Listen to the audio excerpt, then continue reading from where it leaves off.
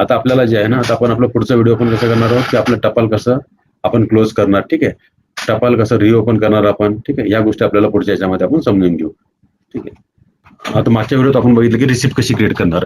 आता आपण बघतो याच्यामध्ये की आपण याच्यामध्ये पत्र आलेलं पत्र काम झाल्यानंतर त्याला काय करायचं. सिस्टीम मध्ये प्रोव्हिजन आहे. समजा मी पत्र माझ्याकडे आलं होतं अपॉइंटमेंटचं. ठीक आहे, आता मी समजा ओपन करून त्याला बघतो एकदा परत एकदा माझ्याकडे आले पत्र, हे पत्र बघितलं.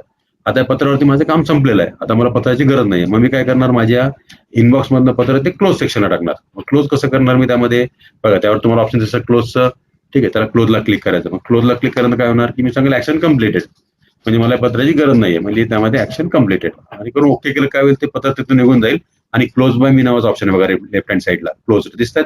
क्लोज विथ मी त्याला क्लिक केलं पण की मी क्लोज केलेले सगळे विषय माझे दिसले. मग याच्यामध्ये दिसलं सगळ्यांना, हे माझं क्लोज झालं. म्हणजे अशा प्रकारे आपलं काम झाल्यानंतर आपल्याला आपलं पत्र क्लोज करायचं. समजा आता परत मला पाहिजे, काही दिवसानंतर समजा मला असं कळलं की मला हे पत्र परत ओपन करायचं. मी ओपन कसं करणार बघा, ऍक्शनच्या खाली राईट हँड साईडला रिओपन दिसतं सगळ्यांना.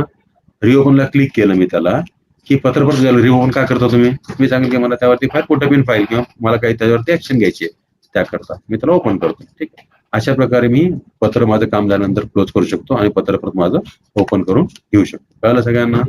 ठीक आहे, अशा प्रकारे आपण पत्र ओपन आणि क्लोज करतो. याचा उपयोग काय माहिती का, की तुमच्या पेंडन्सी मध्ये हे पत्र दिसणार नाही जर क्लोज केलं तर.